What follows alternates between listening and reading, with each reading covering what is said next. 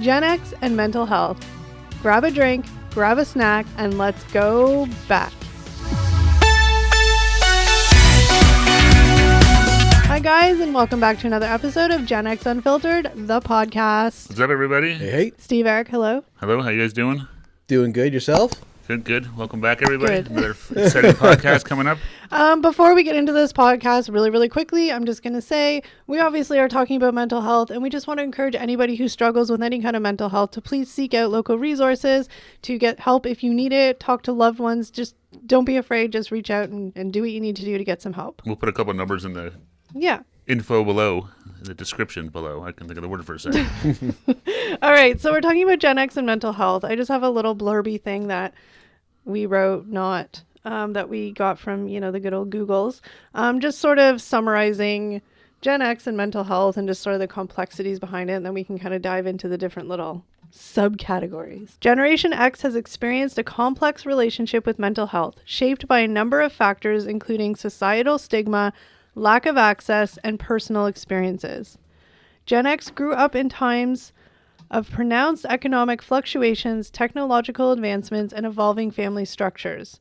Yet, in a climate of change, they discovered the comfort in narratives of films like The Breakfast Club and Reality Bites, which echoed the current dynamics of evolving identities amidst a changing family structure.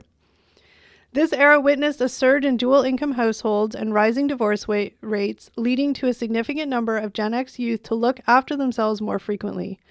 The normalcy of returning home to an empty house after school is what earned this generation the nickname the latchkey kids. This is not only a label, but a shared experience that underscores the early independence and responsibility instilled from a young age.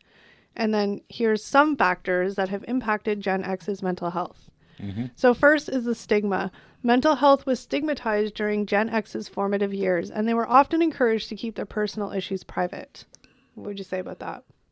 Yeah, absolutely. I don't think anyone talked about that stuff. Yeah. No. I mean, I kind of didn't think about, but sort of in the first part of the time of the movies, I kind of forgot, the Breakfast Club that was sort of all about the family dynamics and stuff. Well, like the family dynamics, also the dynamics of, being in high school and growing up and stuff like that. And, the different sort of the jocks and the cool kids and the sort of badasses and the rich kids. And I think it was one of those dichotomy that kind of played on mental health issues. I think it was one of those things too. Like, I can only speak for myself, but I don't think it was like we don't talk about that. It was just, it wasn't talked about. Does that make sense? So it wasn't like you were told not to talk about your feelings. It just was never, hey, you want to talk about your feelings? It was never invited. Yeah. So you just never really. It was never like a place where you could talk about that stuff. Or you just felt awkward doing, at least my own experience. Yeah, no one ever was like, hey, anything you want to talk about, or at least my parents. What are you thinking? What are you feeling? How does that make you feel? Whether it's whatever stuff you see in the news or stuff that happened in the city or in the the local economy or globally, or there's so many. Really asked how you felt about anything. It was just kind of here's a perfect example that I see all over the internet. And I'm like, oh my god, that is so true, but you don't really think of it. But we were all very young when that Challenger exploded, and it happened during the school day when lots of kids went home for lunch and they watched the news, and then they just went back to school. Like my mom, and it's no shade on my parents, but my mom or my teachers never sat down and explained what happened. We just literally saw people blow up on TV, and it was like, go back to school, enjoy your life. Oh yeah. No, it wasn't like right? You hear now when there's a tragedy, whatever. I mean, but they'll they'll be like, oh, there's counselors if you available, want to talk if you want to talk and stuff like that. Whereas that was never the case. And I remember as a kid, like in high school and stuff, kids would get killed and a couple of kids were getting hit by cars and things like that. Yeah. But there was no. I remember they making an announcement on the speaker, or the PA system, being like, it's really sad that someone passed away, but that was it. I remember that because I remember one guy breaking down because it was one of his closest friends, and he just lost it in class. Oh my god! And it was just like. Oh, okay. Well, I guess. Well, that was it. When I was young, like in grade 7, I had a really good friend who got really, really sick. She ended up getting cancer, and then she was away from school for a little bit, kind of lost touch. She came back in grade 9, and I wasn't obviously close friends with her then. You change friends like you change your underwear back then. But I knew of her, and she came back to school for the first half of grade 9. She disappeared again, and then it was over the announcement, oh, so and so passed away. Yeah. I was like, what? So I went home and I remember telling my mom, and my mom was just like, oh, that's, and again, no shade to my mom, but it wasn't like a big discussion about it. She was just, it was almost like, oh, thanks for letting me know. Yeah, like, oh, that's really sad. That's information. Okay, yeah, we and went like, for dinner. I no, but for real, and like, it sounds so stupid, but like, I literally think about that whole experience like often in my adult life. Oh yeah, no, like losing's, it's a traumatic as moment. a kid, like you don't.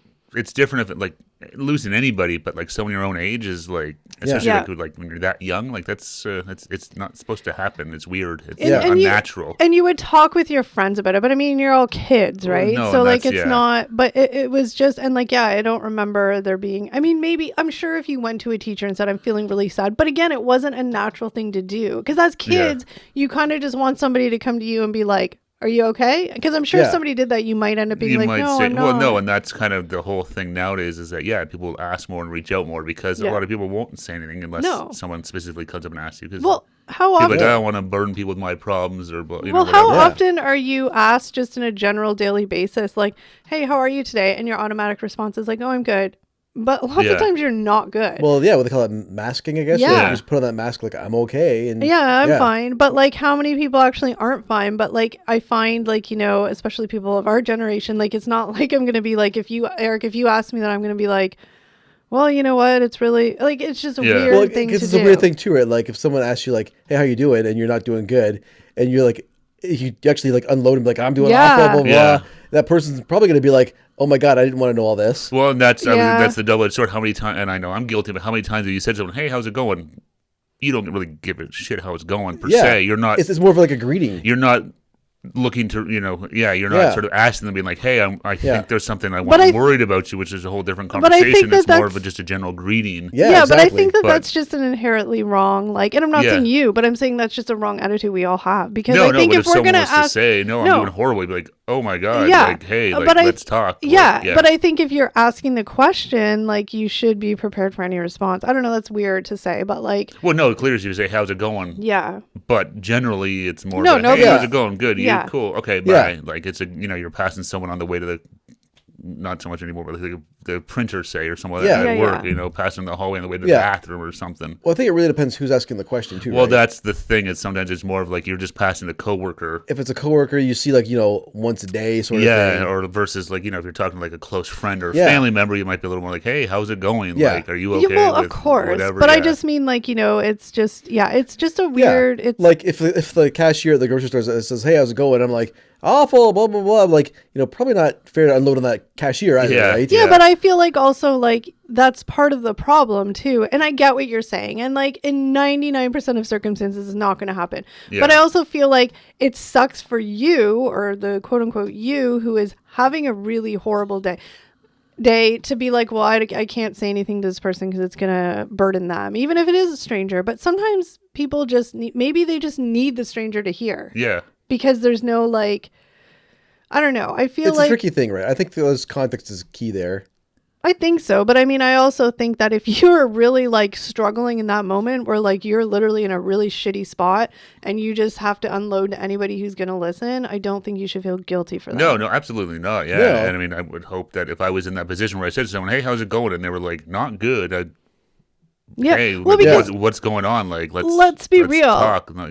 We're okay. We've all had our struggles. We've all had our moments. We've all had our situations. I'm not downplaying any of that stuff, but I'm just saying, like, realistically, the three of us have been extremely, I don't know what the word lucky is, that we haven't been in a situation, at least that I don't know of, where it's been like, literally like, you just don't. You actually don't want to exist. Like, we all think those things. You actually are like at that point where it's like, you know what I mean? So I get it. Like, it's hard to really understand that. Well, no, but you hear stories all the time of people who are like, and I don't mean to be so deep, but like people all the time who are literally just at that breaking point. And it's just a random stranger that happens to look at them or smile or do something in that moment. And their brain's like, well, like, I mean, you just never underestimate the value of that whole saying. You don't know what anyone else is going through, right? Like, that's true. None of us have, like, really, we have no idea what any of us are really going through behind closed doors. Which is wrong. Like, we all should be able to tell people, but like, you know what I mean? But I'm not getting it. But I'm just saying, but none of us really know, like, and even with our parents or our friends, family, like, no one really knows what everyone's going through. So that's why you always got to just treat people with kindness and respect. Yeah. Like, whoever they are, because you don't know what anyone's struggles are, right? I mean, I can honestly say that anybody, whether it was a stranger stranger, my worst enemy, or whatever the case would be, if they actually were like, came to me and was like, no, I'm like really in a bad spot, it would be like no judgments, no nothing. Like, let's just, I'm not saying you guys would. I'm just saying like in general. Yeah. Well, I think a big difference is growing up like as Gen X's.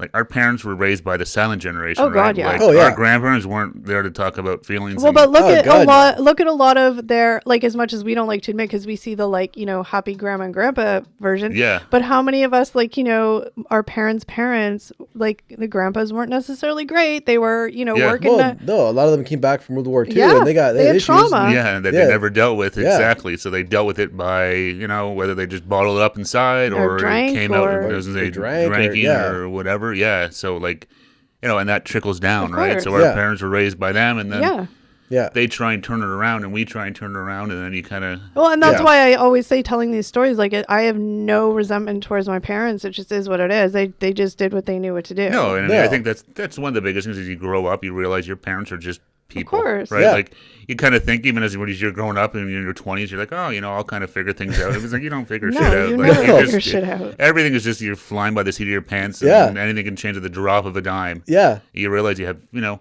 all you can control is how you react to things. You have zero control over life. That's been one of like the biggest realizations that I've had like growing up, is like, oh my God, like people really, you know, there's no age where like it clicks and you like know what you're doing. No, exactly. It's like when I turn 40, when I turn 50, when I 30, whatever age is, I'm going to...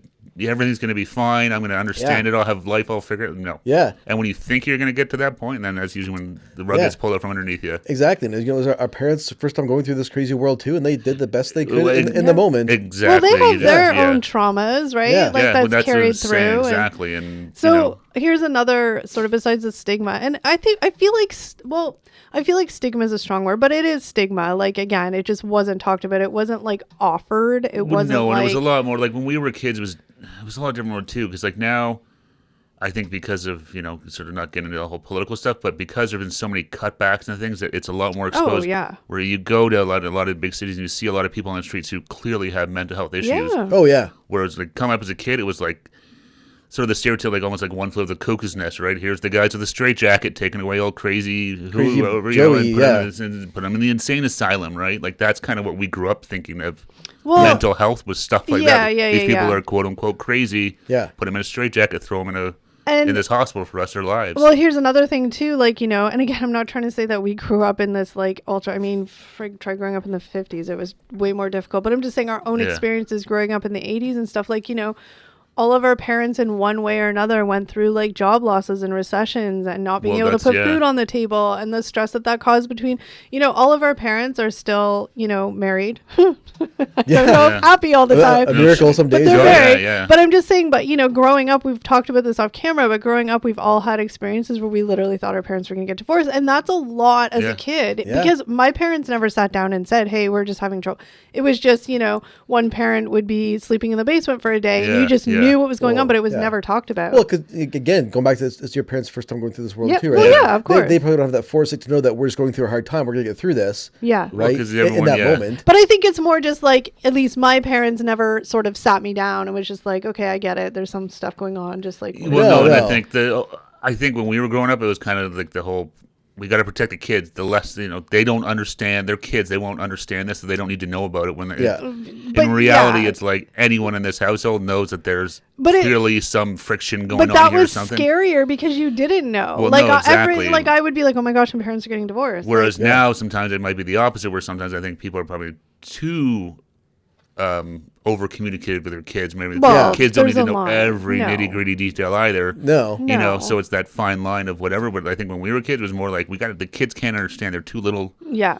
We got to protect them. So just they would ignore it. I mean, how many people you hear they say, like, I think again we were talking about this before, but you hear people be like, they didn't want to get divorced because they had kids, so they're going to stick around. You know, they stayed together until the kids graduate high school, and then they didn't get they split it right away. But then most of those kids are like, my parents hated each other. You know, so it's like it wasn't like home wasn't on his. Whereas the parents are like, we're staying together for the kids, but it's like, but the kids know that clearly mom and dad are not happy and stuff, and it just affects the whole house. Of course, so it's like, there's never a right answer. No, there's no easy answer. And also, it was just a lot different too. And again, I'm generalizing, but the era where it was is like, you know. It wasn't, and I'm not saying this callously or like, you know, whatever, but there back then in the 80s, like a lot of moms didn't work. So, I mean, what kind of option did they really have other than to kind of stick through it? Obviously, I'm not talking about situations where, there's like obvious abuse and stuff, but just like not getting along. I mean, I know 90% of my parents' arguments were about money. I mean, that's what it was. Most people, that's family, that's especially money is the biggest stressor. Growing up in the era, growing up in the era we did, like, I mean, I'm not going to obviously get into details and out, my parents' business, but my dad worked like terrible odd jobs just to put food on the table. Like, it was what it was, and it was stressful. Oh yeah, no, yeah, trust me, I remember. Yeah. So I mean, like, I get it, but as a kid going through it, but like it carries through adulthood, because a lot of times, I'm like reflecting and I'm like, oh my gosh, I remember being so scared in those moments. Is this why I'm so anxious about these type of things as an adult? Like, it just well, it impacts you in ways you don't even realize until after the fact. Probably because you're kind of just exposed to it. And, well, that's where, I mean, in this age, a lot more people go to therapy for that hold stuff, on, right? That's the next category. Okay, sorry. That's okay. I just wanted to. So then, lack of access. Gen Xers may have had difficulty accessing mental health services due to barriers like stigma and cost. Yeah. I mean, I didn't know anybody that was in therapy when I was a kid. Same. I didn't even know where to go. I mean, if they were in it, I definitely didn't know of it. But where you would go and stuff. I mean, I wouldn't exactly. Know. It was not talked about. It wasn't. No. And again, I don't know for sure back then, but I doubt it. But I know now, like, a lot of employees have like, employee assistance programs where you have access to mental health. They have like mental health sort of like stuff built into their benefits to make it easier. And mental health is just seeking a therapist is just not a stigma anymore. Like, it's almost like, oh, you don't have a therapist? Yeah, you know that's what the thing. I mean? A lot of people think you're crazy if you don't have one. Yeah. It's like, why do you not have one? At least just to go. And I think the thing is, like, at least for me, like, growing up with the stigma of it is I just assume that like therapists are like, they're going to make you tell all these horrible stories. But honestly, like, you can just go to therapy to just like talk about general stuff and just get it off your chest. Well, a lot of it is just that. It's just talking, like, they're not to an unbiased person to quote unquote fix anything. It's just kind of to work through. Well, just an unbiased person. No, and that's exactly it. Because again, not even because you can go to your family or your friends to talk about stuff, but sometimes they're going to try and help. Where someone's like, what, I don't. You just want somebody to listen. Or, exactly. Whereas a lot of times people just want to try and help and of course fix things. Like, sometimes it's like, I don't need that or want that. I'm just looking for a sounding board, basically, and it's like, to kind of unload. I just want to understand why I'm so like crippled with anxiety over certain things. And that's where they can kind of help trace back sort of, like this thing, and how do you overcome those thoughts or feelings, because that's all it is. It's all just thoughts and feelings. I think the good thing full disclosure, like, I do not have a therapist. I do not go to therapy. I mean, I'm not saying we all probably should. We're also in general. not therapists, so no, just reiterating that we don't know what we're talking about. No, we're just talking about our own experiences. Medical advice. Well, I'm not giving medical advice, but I'm just saying. But like, I think that I just lost my train of thought. I had it, and I was going on something you said, but I think that therapy can just be. I think it's a good tool. Well, no, of course. It's a really good tool. Yeah, exactly. And I mean, I don't even think it necessarily has to be somebody that you go sit and talk to, because I get it. That can be very intimidating. Yeah. I think it can just be like, reading books, or just find a motivational person that, you resonate with. Yeah. Just anything. I mean, I think that. Well, that's the thing now in this day and age with the internet and stuff like that. I think it's a double-edged sword, but there's lots of resources out there. It's just trying to find the right ones. The right ones. Because I think there's a lot of crackpots out there too. Of course. People looking to capitalize on a lot of stuff. A lot of snake oil salesmen. And I mean, we're talking like the Charlie Brown comic strip where he always, like, Lucy offers free advice for like 5 cents or whatever. Yeah, exactly. And I mean, I think like there's a difference between. Again, I'll just use us as an example. There's a difference between us being like, you know what, I want to go to therapy to just kind of figure out why, like I said, why I'm so anxious about this, or why this triggers me to feel the way it does. Versus, people who just really actually need, like, because there's a lot of varying degrees of mental health, right? Well, there's the trying to get through day-to-day life kind of stuff, but then, like, some people have really horrible, tragic events happen that they just really need help with. There's varying levels. Well, there's, what do they call, like, general anxiety disorder, which I feel like pretty much everybody has. Well, they said, I think I remember reading somewhere that, like everybody 80% of the 90% of the population has it in some way, shape, or form. I think. Yeah. Some people can live with it. Some people it's debilitating. There's different levels of it. That's exactly. There's different levels of all this stuff. Exactly. Yeah. Yeah. And then, so childhood experiences. Gen Xers grew up during a time when latchkey kids were common and their emotional needs were often deferred. I agree. I mean, we kind of started growing up, like when I was very young, my mom was home, but at a certain point, like all of us, our mom had to go and work. Oh, yeah. And, it was like, that's just what happened. I mean, I was lucky. I was never really a latchkey kid because my mom was always still home after school, or we had like neighbors that I could go to. So I was never by myself. But I remember so many kids had the little key on the necklace. I had a house key on a shoelace. I used to wear it around my neck. Yeah. And think about it now. Like, so how old were you when you did that you can remember? I think 11-ish. No, that's not too bad. But like, how did you do that? Well, no, see, because because when I was 10, my dad was in a super bad car accident. Right. He didn't work after that, so he was home after that. So from like 8 to 10, probably. Definitely, I was, because at that point both my parents were working. Oh well, you had an older sister, so it was a little bit. Yeah, but we went to different schools. So I was walking home by myself and things like that. And that's crazy. But then after 10, then my dad was home all the time. But like kids just don't do that now. Like you just oh no, it's kind of crazy because sometimes we have friends who be like, oh, the kids can't walk. I'm like, I'm not gonna lie though. Can't walk to school? It's like I'm not gonna lie. Away. Yeah, it's crazy. I don't have kids, but I'm not gonna lie. Like this world is so effed up that I don't want my 8-year-old walking down the street alone. Yeah, it's a double. It's so effed up, this world. It's definitely like you have to find the balance between protecting kids and then nerfing the edges too much. That's the whole. I think that kids maybe don't necessarily need an adult, but like just walking alone, no, thank you, not happening. I mean, I'm not saying till 15, but like at least till at least you're like 10 or 11. It's just too scary for me. Yeah. I don't know what the right answer. Exactly. But I know you're saying it's like at some point. Any kid, you need to cut the apron strings, and that kid needs to be able to be go on their own for somewhere, like walk into school or wherever. But in the past, part of growing up was just becoming uncomfortable in in the house you grew up in, and you want to make your own life, right? Yeah. But if you're so comfortable and everything's so nerfed, like a lot of people just don't ever want to leave home. Here's the thing, though. To me, it's like the fine line because I'm like. It's not there, especially this day and age. Like, there's a lot of freaking weirdos out there. Like, even as adults, we can become victims of stuff so easily. So, like, it just frightens me for children. No, and I'm not. 100%. There's that, but not everybody out there is out to get you either. And that's the thing with kids. They need to be somewhat resilient too, right? Like, exactly. They have to know that yes, there's always bad. Even when we were kids, there's bad people out there. Oh my God, the trauma that we have. This is probably where my trauma comes from. Yeah, but what I'm saying is that they've always been there. Well, so of course they have, and I agree. I'm not saying that when kids are 15, they need to be walked home by mommy and daddy. Yeah, but I'm saying for some me, people think they do though. Well, that's fine. But I'm saying to me, for it's me, crazy. But I get it. But I'm saying for me personally, like I don't have children, so I don't know. It could be different. But I'm saying I would feel uncomfortable with my 7-year-old walking home by themselves. That's all I'm saying. No, it's just 7 feels so young. I know 7-year-olds. 7-year-olds are young. They're still stupid. They don't have common sense. Yeah. No. But I still think at the same time you need to be teaching them about no, and that's what I'm saying. I think at some point it's like so they're prepared. Well, yeah, exactly, and I think it's all a judgment too. Yeah. But again, I think if a kid wants to walk like 4 houses up, go ahead. Do they want to walk 2 miles? Absolutely not. Well, there's obviously a difference between how far you like from when I grew up to where my elementary school was. It wasn't far, but it wasn't close. Like, it was like a 10-minute walk. So not crazy, but you had to go through streets and stuff. I wouldn't have... I mean, I grew up with a neighborhood full of kids. We all walked together. Yeah. So it was different. But, like, I remember being sometimes walking home by myself, and it was intimidating, especially when you're, like...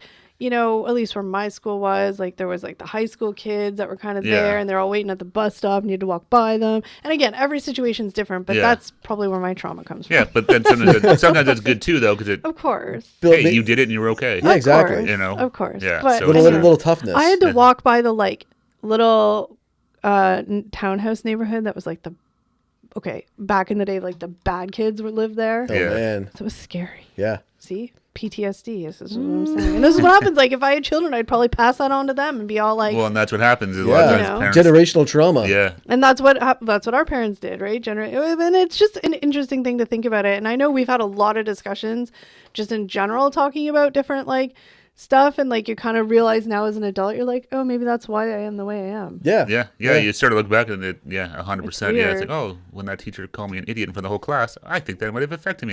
That's why I'm anxious with authority figures even now, right? Like, this is why I hate public speaking. And it's so stupid because literally that is probably like if you're using that scenario and you did have anxiety around authority figures, like that's probably literally where it comes from when you were 8 years old. And like, that's the one thing I hope people who are teachers and friends realize as a teacher. I know it's got to be frustrating as hell, but you have such especially like, kindergarten, grade 1, 2, 3, 4, you have such an impact on those kids' lives that one time that you do let it slip and lose your cool. Yeah. The kid's going to remember that. Now, I do think, though, it is a lot different as far as like back then. I feel like teachers could get away with a lot of shit, whereas now I feel like there's a lot like, there's like the standards are a bit more. There's a lot more guardrails now. Yeah. What's acceptable in the classroom. And if they still do that, like that teacher is probably not going to be there again. But regardless of what happens to the teacher, the fact that it happens is it's already too late for that kid. It's already. Yeah. The teacher can get reprimanded, whatever. But I'm just saying, in your example, that teacher still taught. Yeah. So you would see her in the hallway. I don't think I told anybody either. I know, but I'm just saying if you probably weren't the only kid that happened to. No, absolutely not. So, I mean, they or he or whoever was just not a person who should be teaching. No, I always say that. I remember the good teachers and I remember the bad teachers because they both had an impact. The middle of the road ones were, you kind of forget them, but I remember I had some really good ones. I had some really bad ones. Yeah, so we'll move on to the next point. All right. Okay, so technological, I can't say that word, change. Gen X straddles the divide between pre-digital and digital eras, which can feel overwhelming. I mean, I guess probably subconsciously for me, I'm not super sitting here being like, oh my God, all this technology has made me crazy. Maybe it has, you just don't realize. Well, that's what I just said. Maybe subconsciously. I don't know. I mean, obviously there's way more access to information, good, bad, in between, fake, real, everything. Yeah. Like, obviously there's more access to that. I think the biggest thing is it's never off. No, it's not. I think that's the big, and I'm not like, obviously I think work is that's been a massive change in the workforce. Yeah. Oh, okay. Sorry. But, I mean, like, you can watch TV while you're taking a shit nowadays. Yeah. Like, I do sometimes. But you can never do that, Yeah. I saw a guy talking about this, and I was like, wow, that's actually really... He was a comedian, but I'm like, wow, he's talking about... they were talking about mindfulness and how his whole bit was like, as a kid, no one had ever heard that word before. No. Which is basically... Mindfulness is basically being in the moment and just sitting here and just taking it all in. Yeah. But it's like the thing is like we had forced mindfulness because you didn't have a phone, so you had to sit. If you're going to the bathroom, you're having 10 minutes of mindfulness because there's nothing else to do in there. Yeah, Maybe exactly. you're reading a magazine, but like you're there. Yeah. You're waiting in line at the grocery store. You're being mindful because you're just standing there for however long it takes. Yeah. Whereas now, the second you're bored, you whip out your phone and you're reading the news, you're watching meme video, whatever. Exactly. So it's you're always distracted. Yeah. And I think obviously you have to if that's not good for you, you have to, force yourself to not do it. And I get it. It's easy because it's right there. Like, I think a lot of people may not even realize that. No, I don't think so either. They are doing it. No, of course not. No, exactly. It's the second you're bored, you're just pointing. Like, I don't even know if people even know. It's almost like Pavlov's dogs. It's just, I'm bored. Whoop. Exactly. Yeah. No, I mean, definitely. I mean, I'm not sitting here trying to be like, I only use my phone to call and text people. Sometimes it's good to have to sit in your discomfort for a bit. No, I think so. Yeah, you just need to sit there and just be in the moment of whatever it is. Be bored. Well, there's a reason that, how many people, like, you hear artists and stuff complain about at concerts. Yeah. Right? Like, how many people, they look out and everyone's there, but they're watching the concert through their phone as they're recording it and not actually... And taking the whole experience there and just being in the moment of the concert. It's you're kind of... Yeah, just trying to record it because you're going to record to your phone and never watch it again. Well, I think just generally speaking, I think just with all the technology, it's just naturally everybody's brains just so much more overstimulated. Well, no, and that's it's just a constant stream of noise and dopamine, good or bad, and then you get all this stuff too, where like they're like basically like Facebook and someone's likened to like slot machines. Yeah, exactly. Mm-hmm. It's just this constant dopamine being hit you're getting, right? Yeah, and they do all this research too. Like to figure out who how do we get people to stay on this longer? What are they looking at? What are they clicking on? How do we make this more addictive? It doesn't. I mean, again, I'm saying this just callously. That's my word today. But I don't even know if that's a word. Callous? Yeah, but I'm just saying this loosely. Like, it doesn't take, like, I know being on my phone for 2 hours a night watching TikTok is probably not the best for my brain. Like, I know that. It's brain not rot. like, it's a thing. Well, no, but I know that it's not the best use of what I could be doing 100%. Like, I'm not dumb to that fact. Yeah. And again, it's like, because again, you get addicted to it. It gives you this self-soothing. It's like kids with soothers, right? It's like this self-soothing kind of thing. And I think that, obviously you have to, which is hard because I mean, I had to do it recently, like just on a super high level. Like I was getting so immersed and watching all the videos from all the political stuff happening here in other countries. Yeah. And I was watching and watching and watching, and I was getting more and more angry and I was venting it out. And I was just like, okay, I've kind of hit that point where I'm just like, I've had enough, because there's really nothing you can do. You're just ingesting it. Yeah. And then I finally had to just be like, you know what? I'm not watching anymore. Yeah. Oh, yeah. No, I'm 100% the same way with everything in the news right now. It's like, okay, I need to just stop looking at this stuff because it's just... Exactly. It's stressful. It's stressful, and there's being informed, and then there's going to the point where it's just too much. Well, exactly. How many articles can you read about the same general topic, the same people in the same groups? Exactly. It's like, okay. And then a lot of the news, it's really disingenuous now because they're using clickbait titles for things, and it's like, this isn't news anymore. You're just trying to get me to click on this article. Yeah. And I mean, that happened to me a couple of years ago when the war started in Ukraine and stuff. It was the same thing. It was like watching and oh my gosh, what's going to happen? Like blah blah blah. I was like, I can't watch anymore. And then like for me, like it's so stupid because then you end up kind of feeling like, at least in that situation, because it's a very tragic situation, you end up feeling guilty for kind of being like, I don't care anymore. Yeah. But I have to tell my brain, like, I just can't care anymore. But this is the technology piece, right? Because the machine wants you to keep watching. Of course. Wants you to keep looking, right? Of course. And there's only so much that happens in a 24-hour day, right? Yeah. They got these 24-hour news cycles. They got to keep pumping out new things to make you click. Well, of course. I mean, again, I'm not dumb to the fact that everything is made for, people to consume. Like, they're not going to put up like a boring, like, whatever, because I know people are, well, let's be real. People on YouTube, raise our hands. We've all done it to an extent. I mean, some people are extreme towards it, but like you said, the clickbait, you want people to watch your videos. Yeah. So you want, before they even click, you want them to click on it. And how do you do that? You have a catchy title or you have a crazy thumbnail. Yeah. Right? It's just what it is. But I'm just saying, like that's where news has changed, right? News used to be like informational and like journalistic and impartial. Oh yeah, but once it became that absolutely was. CNN kind of screwed it all up. 24-hour news is what ruined it. Yeah, exactly. Like when our parents would watch the news, like you see like Walter Cronkite on there like for an hour at night. Yeah, so with that, like it was a totally different. News was totally different because it's 1 hour, that was it. Now once it was 24 hours, it's like, oh crap. How do we fill up this time? Yeah, we need to make it, keep people watching it too. Then not just 24 hours of like local news it's boring. Yeah.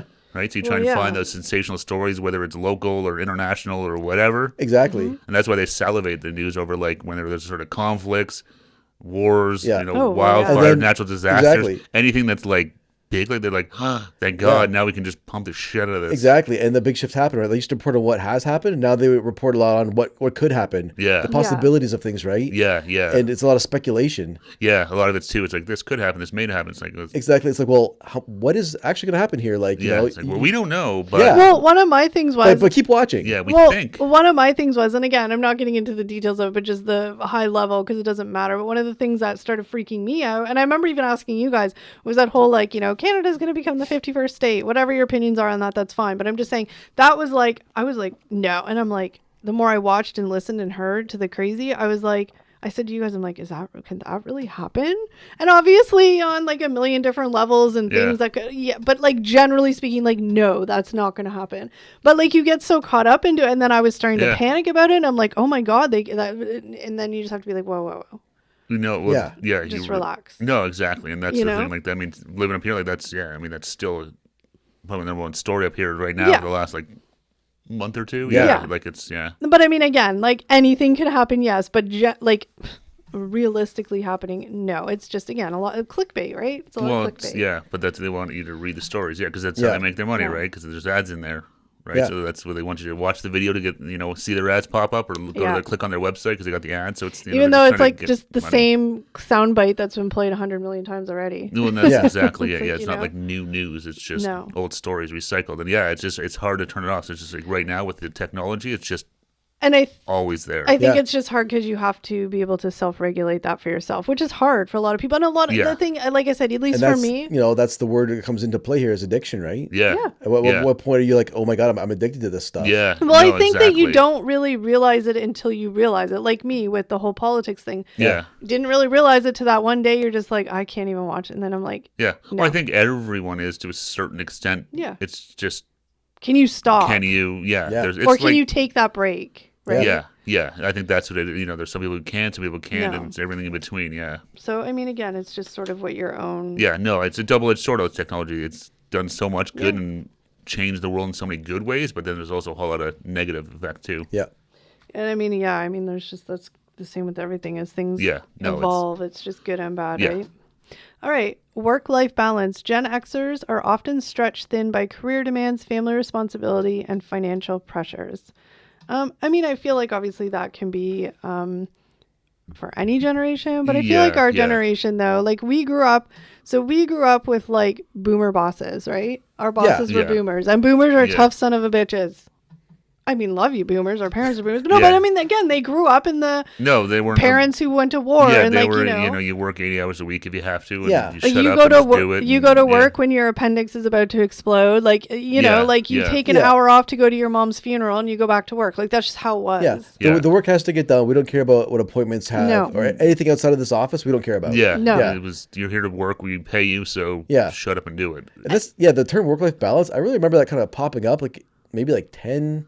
15 years ago, it kind of became like a real thing, because the millennials started it. That and which I mean, for all the shit that I talk about millennials, because sometimes you can be whiny, I praise you guys for starting the whole work-life balance because, I mean, it's huge. It's important. Yeah. So now, like, when I first started in my careers, I had a lot of boomer bosses, and now there's a lot of more, like, millennial or older millennial bosses. And there's a difference in a lot of how they...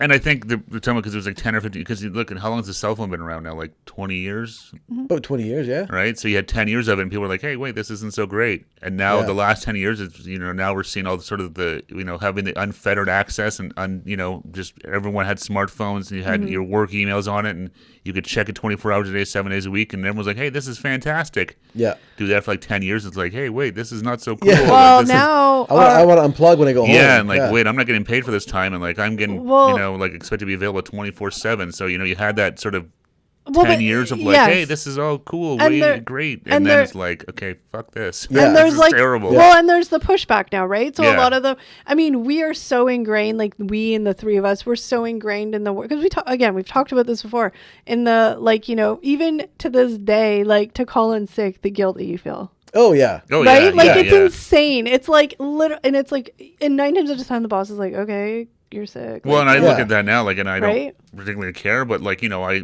work with some, there's still some boomers there that I work with millennials. Yeah.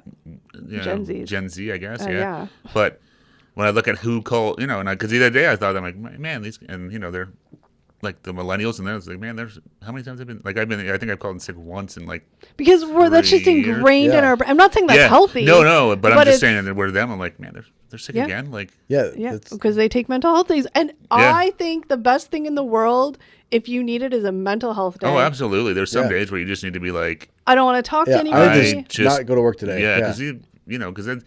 And the other thing too, where I work with people, and it's like, it's not also healthy to be like sitting at your desk, throwing your headset around, yelling and swearing. Like, because I see people doing that, it's like, okay, that's not healthy at all. No, of course not. I mean, it's good to bottle it up inside is not good either. Go to your car and scream. But yeah, it's so it's like that fine line. But yeah, sometimes you just need to be like, you know what, just take a day, just relax, chill out. It's gonna be fine. But we say that.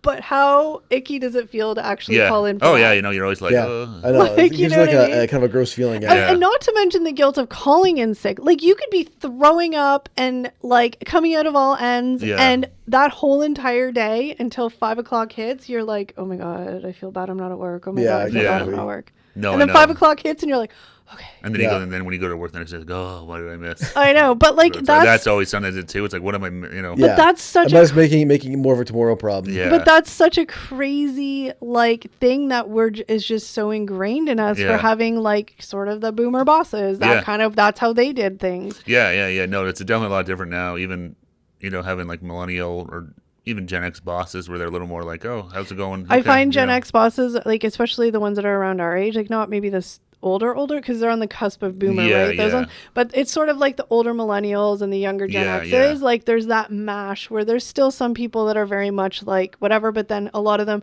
because, like, you know, we talk about Gen X traits and stuff, and I have a lot of Gen X traits, but I also have a lot of the older millennial traits in the sense of, like, you know, wanting to give people the space they need to do things and not be like drill sergeant and you know, like, and it matters because, like, having an employee who isn't scared to say, look, I think I told this story, but there was a video and she was a boss and she said that one of her employees came to her and said, I need to take my dog to the vet. And he was all scared. He's like, I need 2 hours. And she's like, oh, okay. Yeah, no problem. Just put off your calendar your way. I trust that you're going to get the work done. Yeah. He's like, okay, I'm going to put in for 2 hours of, like, PTO for that. And she's like, no, I don't want you to take time. Put in your calendar your way.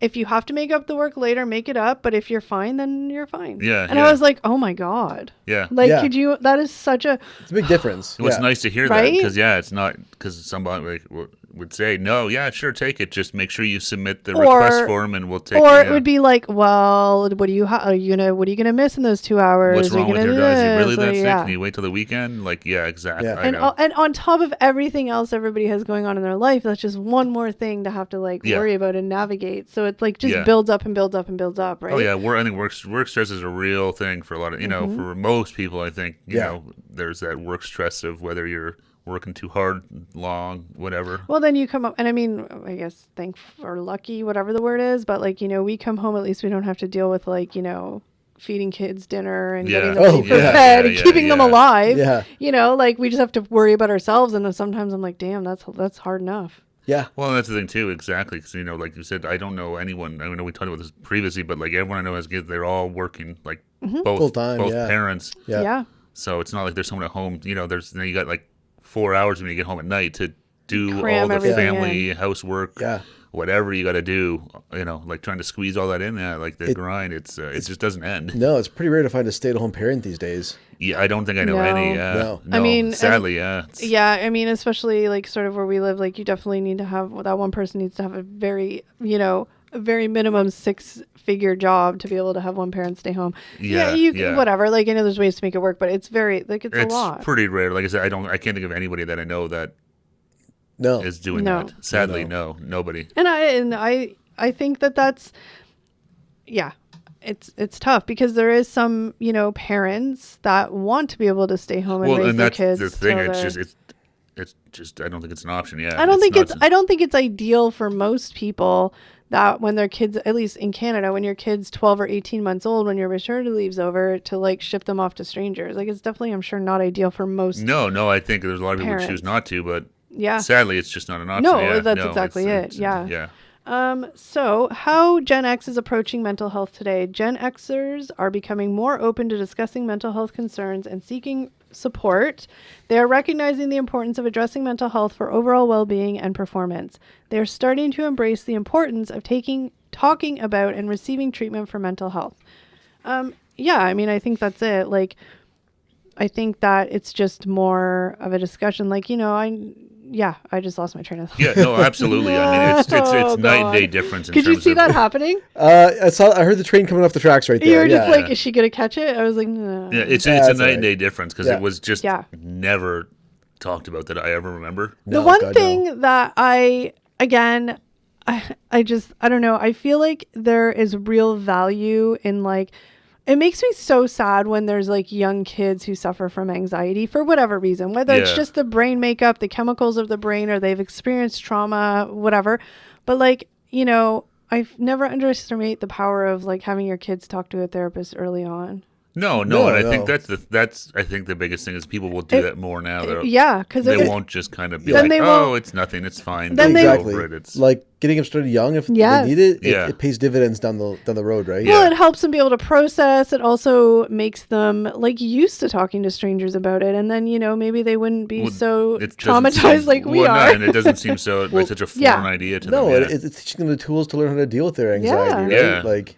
let's be real. Like, we all have it, and it's not a fun thing to deal with. No, that's half the battle, is like knowing how to handle it when it happens. Yeah, well, that's exactly it, because there are lots of tricks and tools to deal with it, but it's knowing how to do it and do it right and stuff. Yeah. Yeah. Nobody with like a heart that's beating lives without stress in their life. God, no.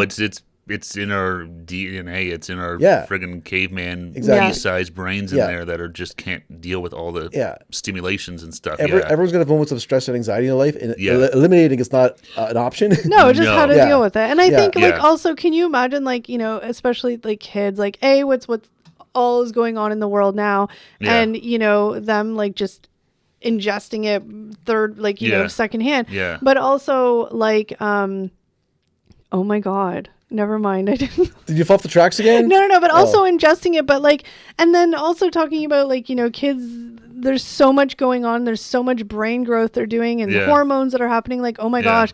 Honestly, I think therapy for your kids is just an investment. Yeah. Yeah. Well, I mean, exactly. I know.